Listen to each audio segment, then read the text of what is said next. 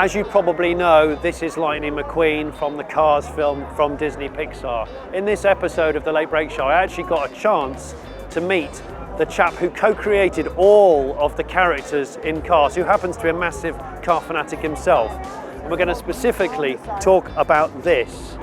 This is Sally Carrera, and this is actually a real 911 996 Carrera. So I'm Jonny Smith, you're watching the Late Break Show.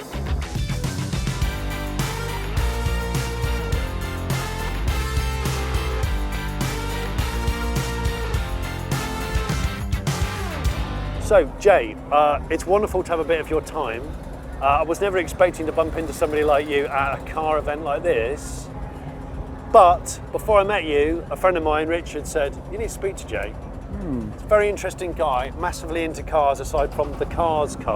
Yes. So can you just rewind a bit for the benefit of my viewers to just say how you got into all of this, how this was all created? Your car interest. Yeah, well, there's a bunch of questions in one there. Okay. Let's start with Sally. Yeah. So obviously based on a 2002 Porsche 911 996. We're making the movie Cars. Lightning McQueen, we knew would have this love interest. We needed a car that felt fast, felt powerful, but at the same time we wanted a car that was round and curvaceous. Yes. The 911 was perfect because there's no radiator grille opening in the front. And we realized quickly, nice little spot for a mount down there, and it's just the perfect size and shape for this beautiful car to become this female lead in the movie. So the no grille made it look more kind of feminine, or? Well, the curved chin of a 911 did, but also no radiator grille meant it was less like a Tom Selleck mustache, to be honest with you. Yeah, there was that. Yeah. So early on, we knew she would be a Porsche 911. We played with 993. We looked at a few other models, but the 996 was a current car, and we wanted it to be a current car to keep up with Lightning McQueen. So when did you start playing with this character? Like, what year are we talking about? So Cars came out in 2006, hard to believe. Wow. But it took us 5.5 years to make the movie. So she was actually designed back in 2002, when this was current, when the 992 first updated to the 02 headlights. Right. So this was the current car in 02 when we packaged her. Now, as we were wrapping up the movie, she was done and dusted. Yeah. And Porsche said, hey, we have this new one coming called the 997. It's a pretty car. Would you like to use it instead? But she was already fully built and in the computer at that point, so there was no reason to do that. Yeah. Yeah. Tell me about how you, because we'll rewind back to the characters prior to this, but this specific car, this is a real 911. This is a real Porsche that, a 996, that Porsche actually gave us for promotional purposes. So what happened was, we're finishing up the movie. Sally is now this beautiful main character in the film. Porsche is now a partner of ours, for lack of a better term. And they basically said, what if we made a life-size Sally? And they were thinking they could just put eyes and a mouth on a 911. We're like, it's not quite like that. These are characters and the proportions are really pushed and stretched. Yeah. So they donated a 99 996 to us that they happened to have laying around. Yeah. And we cut the car down the middle, shortened it quite a few inches, brought the wheelbase in, pushed the A-pillars up quite a bit. Yeah. Because if you think about your 911 windshield lays pretty far back, yeah, your eyes would actually be looking up. So all of our cars, the windscreen is actually pretty far forward, so the eyes are looking at you. So if the cameras can pick up the profile of the car, it is a bit of a strange profile. It is. It's like a Popemobile windscreen. Exactly, really tall and really short wheelbase, but that's also part of the charm of her. We couldn't make her 100% like the car in the film because every panel in the movie was manipulated. Yeah. But for the life-size car, we thought this is a pretty good compromise. This shortening and this A-pillar moving up was critical. Porsche sent us a brand new set of 0.2 wings and 0.2 headlights to update the front end, and then we made a complete custom front fascia. Right, okay. With the mouth, yeah. So it's a facelifted car, and this car would have been crushed, I think, Porsche. Yes, probably this car was either a test car or a press vehicle or something early that they had that they probably couldn't sell to a customer. Yeah. So we didn't feel terrible about cutting it up. The beautiful thing is it runs and drives. It is rather tight inside the cabin, and you're looking through basically a bus wrap with Perspex behind it, so it's grainy at best. And these are solid, so you can't see out beside the white area, and it's marginal to drive. So how much length did you take out of it? 18 inches out of the middle of the car. And then this was extended probably a good 4 to 5 inches, I'm guessing. Right. Yeah, so quite a bit of work went into it. This complete roof had to come together in the middle. This had to be pie cut. The door was cut. The C-pillar was cut. Yeah. All the wiring harness and all the chassis, hoses and lines and brakes going back and forth, all had to be shortened as well. Of course. Quite a bit of work. You couldn't have done it with a four-wheel drive version. No, yeah, a 4S would not have worked, a turbo wouldn't have worked. It had to be a Carrera 2. Yeah. Yeah, or 2S. Yeah, exactly. So you've driven this? I have driven this car, and as excited as I was that Porsche said you could drive it on the track in Atlanta, it was terrifying because I was following a car that was photographing us. It was a bright green Cayenne, and I could barely see it. And I kept thinking, I'm gonna bend this car. I'm gonna run into somebody. Yeah. Luckily, I didn't hurt the car. Yeah. So I remember when I saw you doing you've been doing seminars here at Rennsport, and the amount of detail talking about the mouth and the way that the cars move in cars. Yeah. You were saying how we wanted people to still know that it was a car, like it had weight. It wasn't like a piece of sponge. Exactly. We call it truth in materials, right? So it's a vehicle, but it's a living vehicle in the movie. These are cars, but they're actually characters who happen to be cars, not cars who are characters. So the fact is, you have to sell it as a character, believe it as a character, connect with it as a character. But if you start to make it too rubbery, too bouncy, you begin to forget that it's a car. It starts to become, you lose the belief that it's a vehicle. Yeah. So she had to move like a 911. Our model in the computer actually had a rear engine, actually had proper suspension, actually was dialed to be tight the way a 911 moves. So when you watch the movie, she moves like a 911 moves because we actually built the suspension in the computer to mimic a 911. Really? Yes. So good example, if you've seen the movie Cars, yeah, of course. Yeah. Lightning McQueen and Mater are running from Frank the Combine. You remember the large tractor? Yeah. And he's chasing them through a field, a pretty rutted field. Yeah. And Mater is just drifting along because the suspension is soggy. On the pickup truck, the truck Mater. Yeah. McQueen is bouncing because you take a race car in a field with taut suspension and tight wheel, you're bouncing. And so we literally made the cars do that driving away from Frank. They're completely different suspension movements, and those were dialed in for the cars. We actually had tire rigs that could change the pressure of the tires, how much they would squash or roll going around corners. Nutty stuff. That's obsessive. It's crazy. Yes, obsessive is right. It is obsessive. Yeah. So this is how Sally became Sally. But what about, so your job was to create all of the other cars?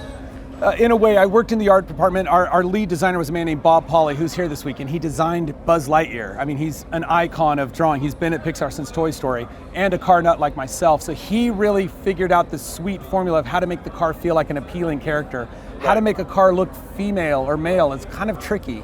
Yeah. Did a great job of that. I oversaw basically everything that was automotive in the film. I was the authenticity guy who said, bias ply tires for this car. Oh, Fiat 500. Transverse leaf suspension, let's get that right. Oh, lug pattern for a Hudson Hornet, actually a narrow 5 lug pattern. Really? Bit nerdy, but our director, John Lasseter, really said, I want to get those details right so that the car people say they did their homework. You know this as a car guy. You watch a movie set in the 50s and a 74 Super Beetle drives in, you're like, come on, really? It ruins it. Couldn't you have found a 50s Beetle? Would it have been that hard? Yeah. Right, the guy's got a Pompadour and a 74 Super Beetle and you're like, I'm out. Yeah. We really said, let's make sure that as they watch this film, nothing falls apart. We hold the details up, and it worked.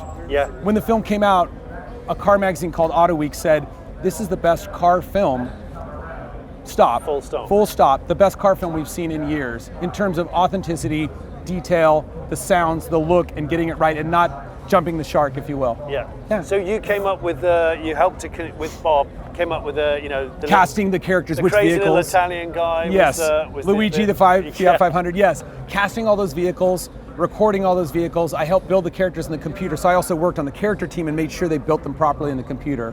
Wow. But then oversaw all the authenticity for it. And then after the movie came out, as it became more popular, John put me in charge of Cars as a franchise to run it creatively. Really? Yeah, because it became so much bigger than we expected. Well, that was gonna be my next question. Yeah. Like, people don't know they're creating something, an icon. The creators of Star Wars had no idea it was going to still be talked about now. That's right. But that's exactly what's happened to Cars, right? I mean, it lives on, and every day a new child sees it for the first time, which we did not expect. Yeah. The interesting thing was Cars came out in 2006, and this was also when DVDs were quite popular. Yeah. So the movie came out. I had it. You had it on DVD or Blu-ray. Yeah. It was popular when it came out theatrically, but it actually grew more popular throughout the end of the year and into the next year. More people saw it. Then we came out with the die-cast toy cars, and that hit this sweet spot that nobody expected, and those began to sell massively. And then a few years later, we opened Cars Land across the street from Disneyland. So it's a 12-acre addition to the park that is a full-size downtown Radiator Springs. So it just went on from there. There's a Cars resort in Florida. Yeah. We built an animatronic McQueen that can move and gesture, the eyes blink and the mouth moves, full scale, that's in Florida, that's called Lightning McQueen's Racing Academy. There's always some new Cars project happening. So Wow. the love continues. Which is your favorite character then? When I watched the movie, honestly, Doc Hudson for a few reasons. Yeah. One is it was voiced by Paul Newman. Yes. The last film he did before he died was Cars. Was it really? Truly. And he wanted to do the movie because he really loved the story of the racing and this older racer who was left behind. Paul Newman, as you know, was a fantastic racer. Yeah. The year that Cars was made, he actually raced, I think, 12 hours of Sebring, and we sponsored his car. So there's a Cars sponsored his Yeah, it car. says Disney Pixar Cars coming summer of 2006 livery on Paul Newman's race car. He's 80 years old racing in 12 hours of Sebring with that livery on his car before the film came out. He was very cool. The guy was a legend, true legend. He was. And quite a racer, yeah. So he's my favorite. So your car life, like you, not cars, Yeah. cars. We had a chat earlier on, and I asked you what your first car was. Yes. You said it was a hand-me-down. My sister's Carmen Ghia. Yeah. Yeah, and at the time, the Carmen Ghia was kind of considered, Molly Ringwald had this film called Pretty in Pink, and she drove a Carmen Ghia. Yeah. My sister wanted a Carmen Ghia. She bought one. She treated it terribly. She ran into somebody in it. I bought it from her for pennies on the dollar, fixed it up, lowered it, Yeah. wide tires, Bosch 009 distributor, sport exhaust, and drove it for years. And then it never stopped. Cars and motorcycles have always been a part of my life, just like yours. And so you have a 911 now, don't you? I do. I've had a few 911s. I was lucky enough to own a 997 GT3 for a while, which was one of my favorite. I wish I never sold it. It's up there with the best. It's one of the still one of my favorite honestly, I've ever driven. It was a .1 in a GT Silver Metallic. It had a sunroof. I forgot the old GT3s had sunroofs, but you could daily drive it, but it was so analog in all the right ways. It just talked to you through the steering wheel, through the seat. Miss that car. You sold it though. Yeah, and I'm really great with You're a that. fool. I bought it at the low point and then sold it before the market picked up again. Probably worth about 3 times what I sold it for. Right now I've got a 997.2. Yeah. Because I really think those are the last of truly the hydraulic steering, smaller body cars. Yeah. And I have a G body. I have a 76 911S that's not too far off from Sally's blue color. Minerva blue metallic. Fantastic. Great car. So do you drive, because I've heard that there's a lot of people that work at Pixar now who are car people. Yes, there's a number of us who are gearheads. We have petrol heads, as you might say. Yeah. There's a number of people that drive vintage and even some modern, all the way up through 90s, pretty cool cars. Yeah. Back when we moved to our new campus at Pixar, we opened in 2000, fall of 2000. In 2001, I put together a Pixar car show called the Motorama and invited all the employees to show their cars in front. And then we invited manufacturers to show cars. Wasn't very big, but as we began to make the movie Cars, the car company said, we'll send a car, we'll send a car. Jay Leno started sending cars, Chip Foose started sending cars. Then I said, Ford, do you remember the 49 concept? Do you remember the car? Yes, yeah. Loved that car. Yeah. Ford, do you still have the 49? They said, that's in the back of a warehouse. I said, would you send it out to Pixar? Yeah, sure. Pulled it out of the warehouse, sent it to Pixar. Hey, General Motors, do you have any of the old Motorama dream cars? Oh yeah, we have the Cadillac Le Mans. Yeah, could you send that out? And it just grew from there. So this is an annual thing? This was an annual thing for years that I did. We do it sporadically now, but Yeah. it became massive. The cars we got at it, really special cars, only for employees, private show. I was going to say, You'd be welcome to come. Can I come if you do another one? Yes, please Thank do. you. Please do. It's a fantastic show. Yeah. Yeah. Wow. So is there going to be any more cars with stuff? It's good. It's a good question. There are more Cars things brewing. I can't quite say what yet, but Yeah. Cars has got a life that will keep going. I'm working on some really fun projects right now that you will see in the next couple of years. It takes us a while to make things. I was going to say, but that's the attention to detail. And aside of cars, what did you start on when you first got the job at Pixar? Because I think you started in 98? Started at the very end of 98, right when A Bug's Life came out. Yes. And started on Monsters, Inc. as a PA in the art department, which was the entry-level position in the art department, running around with the coffee and the pencils. Yeah. Early days, Steve Jobs ran the studio. It was magic. Those days there was about 400 people there. They had just finished A Bug's Life and were like, we hope it does as well as Toy Story. It was very early days. Yeah. I feel so fortunate to have been there at that time when we didn't know if it would become successful. It wasn't a household name yet. Monsters, Inc. was amazing. It was a great film as well. I have seen that probably more than Cars, because my kids and Monsters University. Monsters U is pretty good as well. Yeah, it's really good. It's funny when I look back at Monsters, I remember we were working in the art department and they said, you know, we need some names to put on the scare roster because you have Sully and Randall at the top. Yeah. If you look second to the bottom, Yeah. my surname Ward, I'm one of the worst scares, but I did make the scare roster, so you'll see my name on there. Really? Yeah. Bob Polly as well. He's Yeah. on the scare roster. Yeah. So we made the board. Did you have anything to do with the cars in The Incredibles? A bit. So Because they were some cool looking things. yes, exactly. And they ran all the designs by me and said, is this car authentic to the period? Yes. There's actually a Doc Hudson hidden in The Incredibles. You'll see a 51 Hudson Hornet parked on the street when Mr. Incredible is fighting the Omnibot. Yeah. It's the Doc Hudson model before the film came out, just sitting in the background. I love these nuggets. Yeah, I've got one more for you. I worked on Ratatouille. And Yeah. the production designer said, it's set in Paris. The kind of mean boss is this guy named Skinner, the little chef that's mean to Linguini. Yeah. Were there any cars made in Paris? And I said, well, of course, a Facel Vega. He's like, a what? And I said, Yeah. Facel Vega. Look at it. He goes, oh, that looks like a gangster car. That's perfect. Yeah. So we put a Facel Vega as Skinner's car in Ratatouille because it was made in Paris. It made it authentic. Brilliant.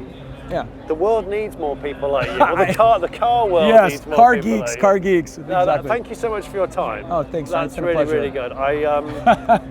Out of all of the things you've seen here, Yeah. apart from this, Yes. of course, because you get to see this quite a lot. Pretty cool. This lives in Germany most of the time, doesn't This lives in the Porsche Museum. So quick story about that. We built the car. It toured for the press for the movie in 2006. When we were done, we loaned it to Porsche and it went around the world. 07, 08, Porsche dealers had it. it? Yeah. 2009, came back to the US and it sat in a warehouse in Los Angeles and actually became a bit derelict. It had a bumper guard that would protect it when it traveled. The rubber seals were starting to go, it was starting to leak. Sally was not looking her best. The gentleman called me and he said, look, she's sitting in this warehouse. What do you want to do with the car? And I said, we can't really take it at Pixar. What's it going to do, sit in the car park? Like, we don't have the means to display it. Yeah. I called the Porsche Museum and they said, we will take the car. We will transport it. We'll do everything. Yeah. It now belongs to Porsche. We sent her back to Stuttgart. They went through the car, sport exhaust, new interior, complete service, and she lives in the Porsche Museum. This car. So the interior was like all mashed up. Oh, was it? because we had cut and you know, it's a movie car. Yeah, They made yeah. it perfect. This is the most requested car in the Porsche Museum. Really? Most. More than a 917 Le Mans, more than 550 Spider, this car. Number one requested car in the museum. So when it's not in the museum, like now, Tears. Massive German tears then flowing. you're disappointing a lot of people who go to the Sorry, I'm sorry. It will be back. Yeah, but there is only one. This is a one of one, right? This is the Yeah. car we built. So this car is it can't be replaced. Yeah. So that Lightning McQueen there, that's like a statue, a dummy. Yes, for lack of a better term, this is a static McQueen that we leave on display at the Peterson Automotive Museum. The difference is this car was made from digital data. Yeah. So nowadays you can output a complete sculpt of a car from digital data. Yeah. This was made starting with an automobile, so there had to be compromises to make it a running car. Yeah. Probably if I made a Sally life-size today, I would work from digital data and make her perfectly on model. And you couldn't 3D print back then, could you? Not that scale. No. Very rudimentary, very small, but that's something that large wasn't really feasible. Yeah. I didn't realize this was a real car when I first saw it. It's wild. I just thought it was a model. And the fact that they let us cut up a 911 was like, okay, here we go. The pictures are amazing. Yes. Of it being cut up. But we'll show those hopefully. Yeah. Your favorite car? That's my last question. Ooh. Your favorite Porsche vehicle here today? It's all. Or even it could be a Honda Monkey Bike, because I've seen there loads of was a pit beautiful bikes. monkey. Yeah. There is unobtainium around every corner.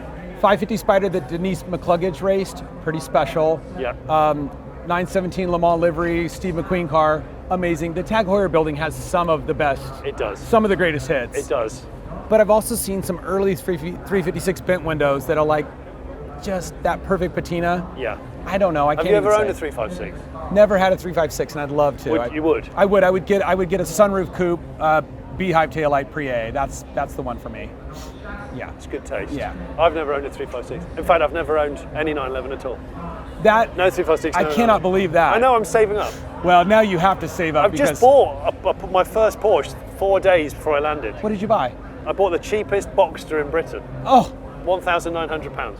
see, we don't get those kind of deals in the U.S. We just don't. But the Boxster's a great great. start. It I is always thought about buying sort of a dodgy Boxster and turning it into a 550 Spider, but I don't know if it would work. I think that would work. A dodgy Boxster, like mine's quite dodgy. Yeah, pull all the bodywork off, and proportionally, could you make it look Yeah. like a 550, modernized a bit? Yeah. But you'd have Boxster reliable drivetrain. Yeah. With steel wheels and Exactly. all this. I think it's possible. Yeah, could be a You could project. 3D print the bloody body. Actually, you you're know right. people that You're know right. people. We have collaboration coming. Yes. I love it. Well, thank you ever so much. Thanks, Johnny. Really appreciate that, Real Jay. pleasure. I hope you enjoyed this episode of The Late Break Show. If you haven't already subscribed, I would love you to subscribe because Jay says so. Please. Yes, thank you.